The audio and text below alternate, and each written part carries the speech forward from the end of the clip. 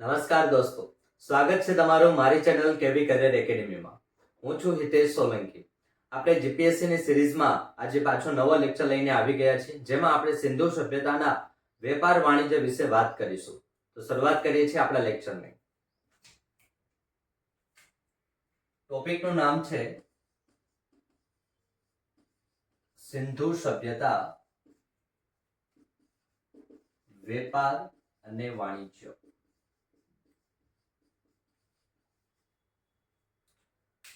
આજથી 5000 વર્ષ પહેલા પણ સિંધુ સભ્યતામાં વેપાર વાણિજ્ય તેની ચરમસીમા ઉપર હતો.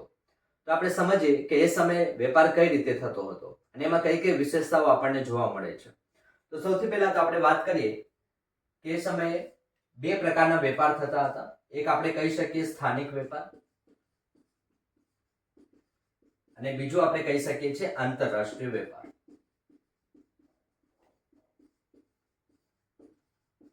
સ્થાનિક વેપારને આપણે આંતરિક વેપાર પણ કહી શકીએ.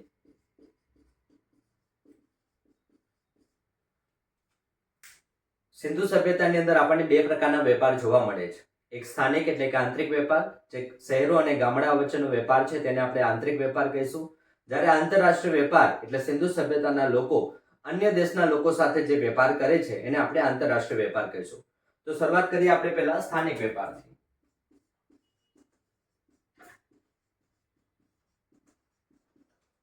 તો સ્થાનિક વેપારની મુખ્ય વિશેષતા શું છે? તો આ વેપાર જે છે કોની કોની વચ્ચે છે? તો શહેરો અને ગામડા વચ્ચે. આમાં બે મોટા શહેરો વચ્ચે પણ વેપાર હોઈ શકે અને ગામડા વચ્ચે પણ વેપાર હોઈ શકે, અથવા તો શહેર અને ગામડા વચ્ચે પણ વેપાર હોઈ શકે છે. હવે આ જે વેપાર થતો હતો એ કયા માર્ગે થતો હતો? તો આપણે કહી શકીએ કે નદીના માર્ગે તેમજ રોડ રસ્તાના માર્ગે, જેમાં આપણે બળદગાડાનો પણ ઉપયોગ કરવામાં આવે છે. હોડીનો પણ ઉપયોગ થઈ શકે છે નદી દ્વારા, અને રોડ રસ્તામાં બળદગાડાનો પણ ઉપયોગ કરવામાં આવે છે. તો આ થઈ ગયું સ્થાનિક વેપારની વાત. હવે આપણને પ્રશ્ન થાય કે ગામડાઓ સાથે આ લોકો શું વેપાર કરતા હશે? તો આપણે જોઈએ કે મોટા ભાગે ગામડામાંથી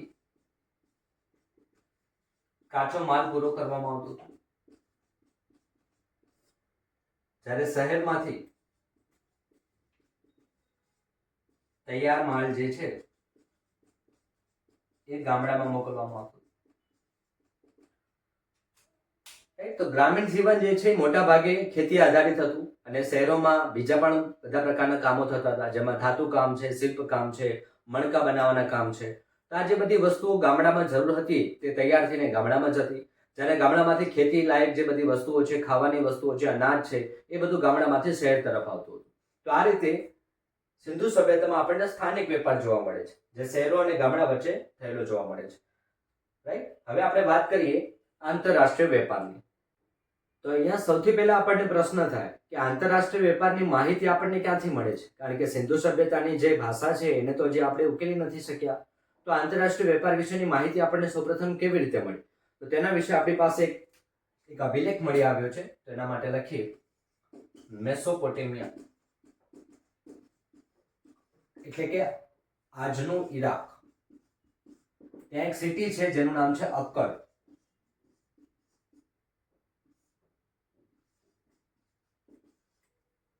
મેસોપોટેમિયામાં આવેલા અક્કડના રાજા સારાગોન, એક રાજા થઈ ગયા જેનું નામ છે સારાગોન, એનો આપણને એક શિલાલેખ મળી આવ્યો છે. અને આ શિલાલેખમાંથી માહિતી મળે છે. એમાં રાજા જે છે સારાગોને લખે છે કે અમારા દેશમાં આજથી લગભગ 2200-2300 ની વાત છે કે 2200 BC અથવા 2300 BC ની આસપાસ 3 શહેર સાથે અમારો વેપાર જે છે બહુ ધામધૂમથી ચાલી રહ્યો છે. આ 3 શહેરો કયા લખેલા છે એમાં? જેમાં સૌથી પહેલું છે મેલુહા, એક છે મુગલ અને એક છે દિલમુન. અક્કડના રાજા સારાગોન જે છે એ પોતાના શિલાલેખમાં માહિતી જણાવે છે કે અમારે ત્યાં 3 શહેરો સાથે વેપાર જે છે ચાલી રહ્યો છે. હવે ઇતિહાસકારોના મતે આ જે મેલુઆ શબ્દ છે એ હડપ્પા માટે વપરાયેલો છે. એટલે આપણે કહી શકીએ કે સિંધુ સભ્યતાના લોકો જે છે મેસોપોટેમિયા તેમજ બીજા આંતરરાષ્ટ્રીય જે શહેરો છે એની સાથે વેપાર કરતા હતા. તો આપણે લખીએ મેલુઆની સામે હડપ્પા. તેમજ આ મુગલ અને દિલમુન છે એ કોના માટે વપરાયેલા છે? તો મુગલ જે છે એ મકરાન તટ માટે વપરાયેલું છે. મકરાન તટ એટલે કે હાલનું જે બલુચિસ્તાન અને સુરકા ગેન્ડરનો જે વિસ્તાર છે તેને આપણે મકરાન તટ તરીકે ઓળખી શકીએ છીએ. તેમજ દિલમુન જે છે એ બહેરીન માટે વપરાયેલો છે. બહેરીન એક દેશ છે જે મિડલ ઇસ્ટમાં આવેલો છે. ઈરાની અખાત અને જે મિડલ ઇસ્ટ કન્ટ્રીઝ છે ત્યાં કને બહેરીન આવેલું છે. તો આના ઉપરથી આપણને માહિતી મળે છે કે રાજા સારાગોન જે છે એના શિલાલેખ ઉપરથી આપણે કહી શકીએ કે સિંધુ સભ્યતાના લોકો જે છે એ વિદેશી વેપાર પણ કરતા હતા.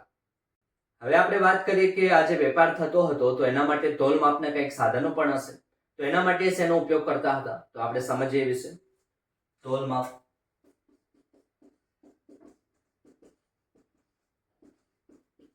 ના સાધનો.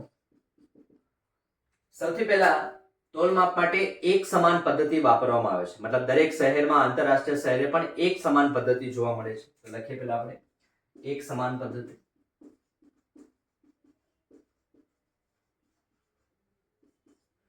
તેમજ આપણે જોઈએ કે વજનિયા જે છે પથ્થરનો ઉપયોગ કરવામાં આવે છે.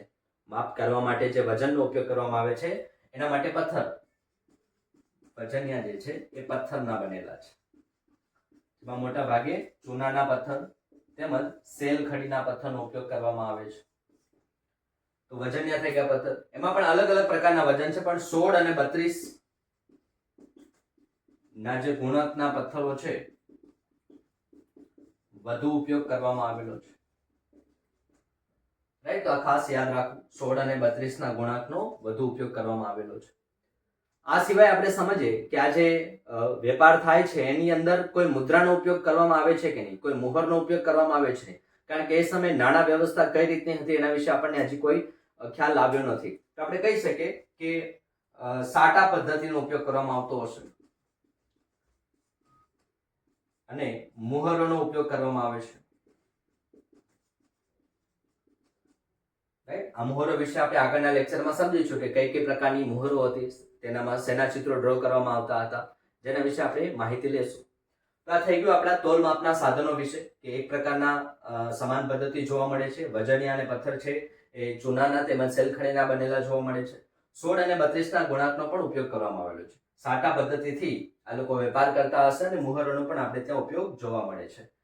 રાઈટ, હવે આપણે સમજીએ કે આ વેપાર થઈ રહ્યો છે તો વેપારમાં આયાત અને નિકાસ જોડાયેલી હોય છે. આયાત એટલે શું કે આપણે કઈ વસ્તુ બહારથી મંગાવીએ છીએ અને નિકાસ એટલે આપણે કઈ વસ્તુ જે છે એ બહાર મોકલીએ છીએ. તો તેના વિશે ચર્ચા કરીએ કે સિંધુ સભ્યતાની આયાત નિકાસમાં આપણને શું જોવા મળે. તો સૌથી પહેલા આપણે વાત કરીએ આયાત વિશે, કે આપણે બહારથી કઈ વસ્તુ મંગાવતા હતા. તો એમાં જોઈએ આપણે કે બહારથી આપણે વસ્ત્રો છે, જેમાં ખાસ કરીને ઊનના જે વસ્ત્રો છે એ, ચામડાની બનાવટો, ખાસ કરીને ચાંદી તેમજ ટીનનો પણ ઉપયોગ આપણે ત્યાં વધારે પડતો થતો હતો. આ બધી વસ્તુઓ જે છે એ આપણે આયાત કરતા હતા. અહીંયા તમે વગેરે કરીને લખી શકો છો. હવે વાત કરીએ આપણે નિકાસની, કે સિંધુ સભ્યતામાંથી નિકાસ શેની થતી હતી, કે બહારના દેશોમાં આપણે કઈ કઈ વસ્તુ મોકલાવતા હતા. તો જે વસ્તુ આપણે ત્યાં વધુ ઉત્પાદન થાય છે એ જ વસ્તુનો આપણે નિકાસ કરીએ છીએ. જેમાં કપાસ છે, હાથી દાંતની બનાવટો છે, કપાસ છે, હાથી દાંતની બનાવટો છે, તેમજ કિંમતી પથ્થરો છે, જેમાં કાર્નેલિયન પથ્થર, અકીક વગેરે. આવા કિંમતી પથ્થરોની પણ આપણે બારે નિકાસ કરતા આવ્યા છીએ. આ સિવાય આપણે જોઈએ તો વૈદર્ય મણિ છે, મોતી છે, એ પણ તમે લખી શકો છો. વૈદર્ય મણિ, મોતી, આ બધી વસ્તુઓની આપણે નિકાસ કરીએ છીએ, જે મેસોપોટેમિયા તેમજ એની આસપાસના જે વિસ્તાર છે ત્યાં આપણને જોવા મળે.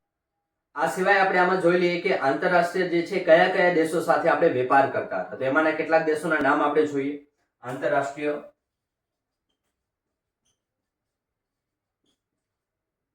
દેશો કયા કયા દેશ છે, તો એમાં સૌથી પહેલા વાત કરીએ તો સૌથી વધારે વેપાર આપણો જે છે મેસોપોટેમિયા સાથે થાય છે, જેને આપણે આજનું ઈરાક કહીએ છીએ. તેમજ ઈરાન પણ આવી જશે આમાં. અને એના જે કેટલાક શહેરો છે જેમ કે સુસા, ઉર, ક્રીસ, બરાબર, ઓમાન વગેરે. તો આ કેટલાક એવા દેશો છે જેની સાથે આપણો વેપાર જે છે આંતરરાષ્ટ્રીય સ્તરે થતો હતો અને જેની માહિતી આપણને અક્કડના રાજા જે છે સારાગોનેના શિલાલેખમાંથી ઓલરેડી મળી ચૂકી છે. તો આ વાત થઈ ગઈ સિંધુ સભ્યતાના વેપાર અને વાણિજ્ય વિશે. હવે જો આપણે સ્પેસિફિક વાત કરીએ કે કોઈ પર્ટિક્યુલર સ્થળ પાસેથી આપણે કઈ કઈ વસ્તુ મંગાવતા હતા અથવા તો કઈ વસ્તુ ક્યાંની ફેમસ હતી, તો એ સમયે કેટલાક સ્થળો આપેલા છે જેમાંથી આપણને ઘણી બધી વસ્તુઓ મળી આવે છે. તો એને આપણે એક વખત જોઈ લઈએ. જેમ કે રાજસ્થાન.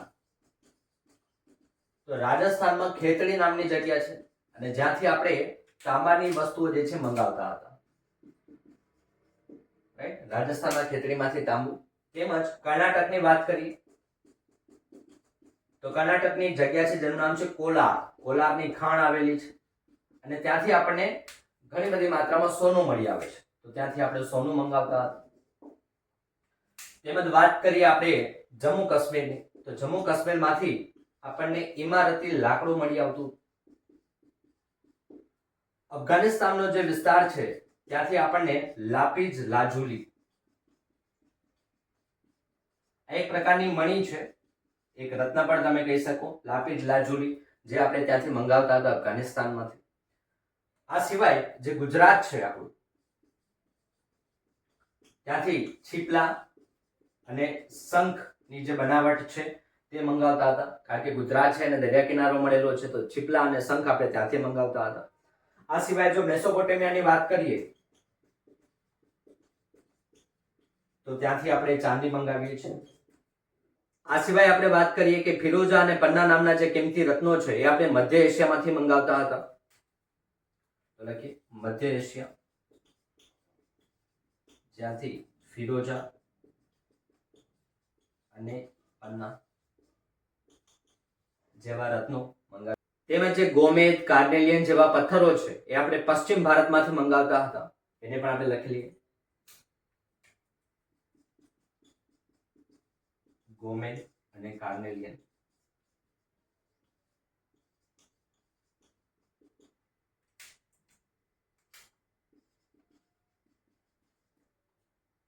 રાઈટ, તો આ થઈ ગઈ અલગ અલગ જગ્યાની જે ફેમસ વસ્તુઓ છે એના વિશેની વાત. ફરીથી એક વખત જોઈ લઈએ. જેમ કે રાજસ્થાનના ખેતડી છે ત્યાંથી તાંબુ આપણે મંગાવતા હતા.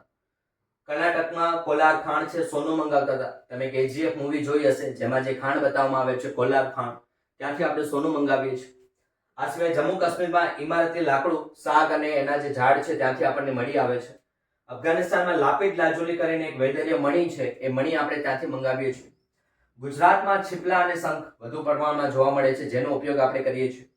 મેસોપોટેમિયામાંથી ચાંદી મંગાવવામાં આવે છે અને કહેવાય છે કે સિંધુ સભ્યતાના લોકો જે છે એ સોના કરતા ચાંદીનો ઉપયોગ વધુ કરતા હતા. તો એ પણ આપણે લખી શકીએ. મધ્ય એશિયામાંથી આપણે ફિરોઝા અને પન્નાના રત્નો જે છે મંગાવીએ છીએ. તેમજ ગોમેદ, કાર્નેલિયન, અકીક જેવા જે કિંમતી પથ્થરો છે એ આપણને પશ્ચિમ ભારત તરફથી મળી આવે છે. તો આ થઈ ગઈ વાત સિંધુ સભ્યતાના વેપાર અને વાણિજ્ય વિશે. આટલી માહિતી ઇનફ છે, વધારે એમાં ડિટેલમાં જવાની જરૂર નથી. અને જે પણ પોઈન્ટ્સ આપણે લખીએ છીએ બોર્ડ ઉપર એની નોટ્સ તમે જરૂરથી બનાવજો, જેથી એક્ઝામમાં રિવિઝન વખતે તમને કામ આવે. ફરીથી મળીશું આપણે નેક્સ્ટ લેક્ચરમાં. Thank you.